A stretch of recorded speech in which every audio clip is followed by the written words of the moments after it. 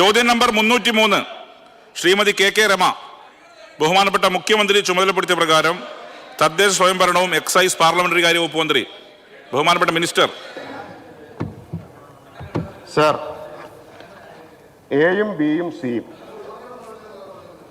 ഇക്കഴിഞ്ഞ ലോക്സഭാ തെരഞ്ഞെടുപ്പിൽ വടകര പാർലമെന്റ് മണ്ഡലത്തിൽ വർഗീയ ധ്രുവീകരണവും സാമുദായിക സ്പർദ്ധയും ലക്ഷ്യം വെച്ച് നവമാധ്യമങ്ങളിൽ മതവർഗീയത പ്രചരിപ്പിക്കുന്നത് സംബന്ധിച്ച് LDF സ്ഥാനാർത്ഥി ശ്രീമതി കെ ശൈലജ ടീച്ചറുടെ തെരഞ്ഞെടുപ്പ് കമ്മിറ്റിയുടെ ചുമതലക്കാരൻ ശ്രീ C ഭാസ്കരൻ മാസ്റ്ററുടെ ഒരു പരാതിയും നാട്ടിൽ മതസ്പർദ്ധയും കലാപവും നടത്താൻ ആഹ്വാനം ചെയ്യുന്നതുമായ രീതിയിൽ സമൂഹ മാധ്യമങ്ങൾ വഴി പ്രചരണം നടത്തിയ സംബന്ധിച്ച് മുസ്ലിം യൂത്ത് ലീഗ് ജനറൽ സെക്രട്ടറിയുടെ പരാതിയും പോലീസിന് ലഭിച്ചിരുന്നു. 2 പരാതികളിലും പോലീസ് വിശദവും ശാസ്ത്രീയവും സമയബന്ധിതവുമായ നടപടിയാണ് സ്വീകരിച്ചത്. കണ്ടന്റ് നീക്കം ചെയ്യുന്നതിന് ഫേസ്ബുക്ക് അധികൃതരോട് ആവശ്യപ്പെട്ടിട്ടുണ്ട്. ഒപ്പം പ്രൊഫൈൽ വിവരങ്ങളും തേടിയിട്ടുണ്ട്. അക്കൗണ്ടിന്റെ പ്രൊഫൈൽ വിവരങ്ങൾ ലഭിക്കുന്നതനുസരിച്ച് അന്വേഷണം പൂർത്തിയാക്കി തുടർ നടപടി സ്വീകരിക്കുന്നതാണ്. ഇതുപോലുള്ള എല്ലാ പരാതികളും നേരത്തെ പറഞ്ഞതുപോലെ വളരെ ഗൗരവത്തോടു കൂടിയാണ് സർക്കാർ കാണുന്നത്. സർ, ഏതാണ്ട് സമാനമായിട്ടുള്ള ചോദ്യമാണ്, മറുപടി ഞാൻ ആവർത്തിക്കുന്നില്ല. ശ്രീമതി കെ രമ. സർ, വടകര ലോക്സഭാ തിരഞ്ഞെടുപ്പിനോടനുബന്ധിച്ച് കാഫിർ പ്രയോഗം നടത്തിയെന്ന് വ്യാജ പ്രചരണം നടത്തുന്നതിനായി ഉപയോഗപ്പെട്ട വ്യാജ പോസ്റ്റ് തയ്യാറാക്കിയെന്ന് യൂത്ത് ലീഗ് പ്രവർത്തകനാണ് പ്രചരിപ്പിക്കപ്പെട്ടതെന്ന വസ്തുതാവിരുദ്ധമാണെന്ന് അന്വേഷണ ഉദ്യോഗസ്ഥൻ കണ്ടെത്തിയത് എപ്പോഴാണെന്നും ഇലക്ഷൻ പ്രക്രിയ പൂർത്തിയാകുന്നതുവരെ ഔദ്യോഗികമായി ഈ വസ്തുതകൾ പുറത്തുവിടാൻ പോലീസ് തയ്യാറായിട്ടില്ല എന്നുള്ളതും സർക്കാരിന്റെ ശ്രദ്ധയിലുണ്ടോ? മിനിസ്റ്റർ. അങ്ങനെ ഒരു കാര്യം സർക്കാരിന്റെ ശ്രദ്ധയിലില്ല. Second question.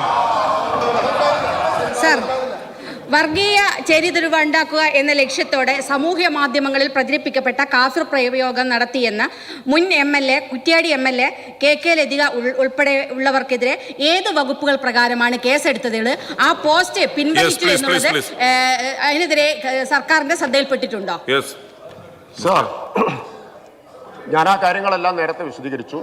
അന്വേഷണ ഘട്ടത്തിലാണ്. ഫേസ്ബുക്കിൽ നിന്ന് വിവരങ്ങൾ തേടുന്നു. ഇത് സൃഷ്ടിച്ചതിനെ സംബന്ധിച്ച് എവിടെ നിന്നാണ് സൃഷ്ടിച്ചത് എന്ന് ബഹുമാനപ്പെട്ട കെ ലതിക MLA എന്താണ് ഫേസ്ബുക്കിൽ കുറിച്ചത് എന്ന കാര്യം ഞാനിവിടെ വായിച്ചതാണ്.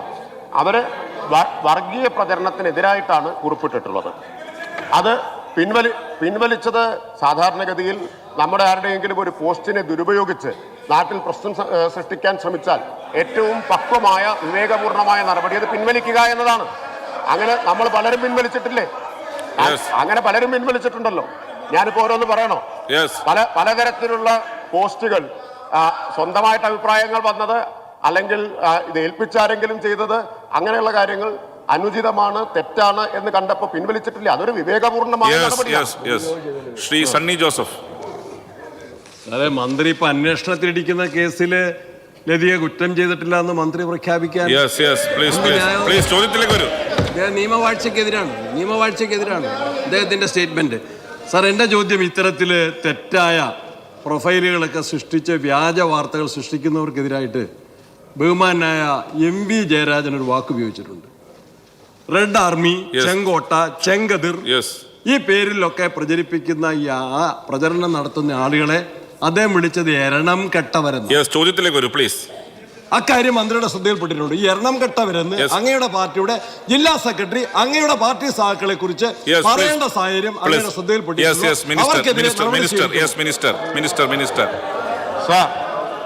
ആദ്യം അദ്ദേഹം പറഞ്ഞ കാര്യം വസ്തുതാവിരുദ്ധമാണ്. മുൻ MLA ശ്രീമതി കെ ലതിക കുറ്റം ചെയ്തോ ചെയ്തില്ലേ എന്ന വിധി പ്രസ്താവം ഇവിടെ നടത്തിയിട്ടില്ല. ഇവിടെ നടത്തിയത് അവരുടെ ഫേസ്ബുക്ക് പേജിൽ അവർ കുറിച്ച അഭിപ്രായ പ്രകടനം ഇതാണ് എന്ന് മാത്രമാണ് പറഞ്ഞിട്ടുള്ളത്.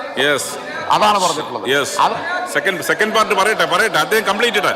Let him complete please. Let him complete please. Yes. അല്ല, ഇവിടെ അതിനെക്കുറിച്ച് പരാമർശമുണ്ടായി. അപ്പോ ആ ഫേസ്ബുക്ക് പോസ്റ്റിൽ എന്താണ് കുറിച്ചത് എന്ന വിവരം ഇവിടെ കൈവശമുണ്ടല്ലോ. ശരി.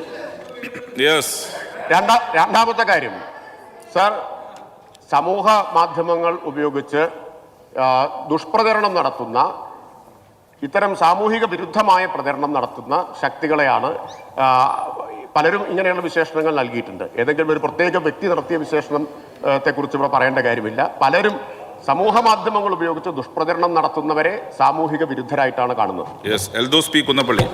സാർ, അങ്ങ് ഈ നിയമസഭയിൽ കെ ലതിയെക്കുറിച്ച് പറഞ്ഞ അദ്ദേഹത്തിന്റെ ഫേസ്ബുക്ക് പരാമർശം വായിച്ചിട്ട് പറഞ്ഞത് ഒരു മതസൗഹാർദ്ദം ഉണ്ടാക്കാൻ വേണ്ടിയിട്ട് അവർ ഉപയോഗിച്ച വാക്കുകളാണ്. ഇത്രയും അങ്ങനെ ഒരു മതസൗഹാർദ്ദം ഉണ്ടാക്കാൻ വേണ്ടിയിട്ടാണെങ്കിൽ അവർക്കൊരു താമ്രപത്രം. സാർ, ഇവിടെ കേരളത്തിലെ രാഷ്ട്രീയ കൊലപാതകങ്ങൾക്കും വ്യക്തിഹത്യക്കും ഒരു മോഡസ് ഓപ്പറാൻഡി ഉണ്ട്. നിഷ്ഠൂരമായ കൊല നടത്തിയ ശേഷം മാഷാ അള്ളാ എന്ന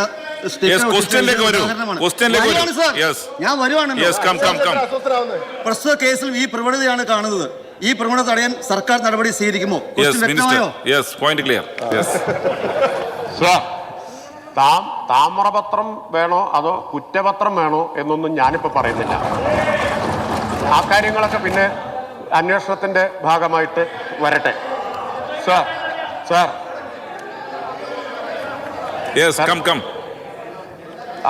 ഇത്തരം എല്ലാ പ്രചരണങ്ങളെയും സാമൂഹിക മാധ്യമങ്ങളെ ഉപയോഗിച്ച് നടത്തുന്ന തെറ്റായ പ്രചരണങ്ങളെ, സാമൂഹിക വിരുദ്ധമായ പ്രചരണങ്ങളെ സർക്കാർ കർശനമായി തന്നെ നേരിടും. ശ്രീ സനീഷ് കുമാർ ജോസഫ്. സർ, വർഗീയമായ ചേരിതിരിവ് ഉണ്ടാക്കുക എന്ന ലക്ഷ്യത്തോടെ വ്യാജ പോസ്റ്റ് പ്രചരിപ്പിച്ച സംഭവത്തിൽ മുൻ MLA KK ലതികയുടെ മൊഴി എടുത്തിരുന്നു. ഇല്ലെങ്കിൽ ഇക്കാര്യത്തിൽ ഉദാസീന വരുത്തിയതിന്റെ കാരണം വ്യക്തമാക്കുമോ? സർ, അക്കാര്യങ്ങളൊക്കെ വിശദീകരിച്ചതാണ് അന്വേഷണ ഘട്ടത്തിൽ.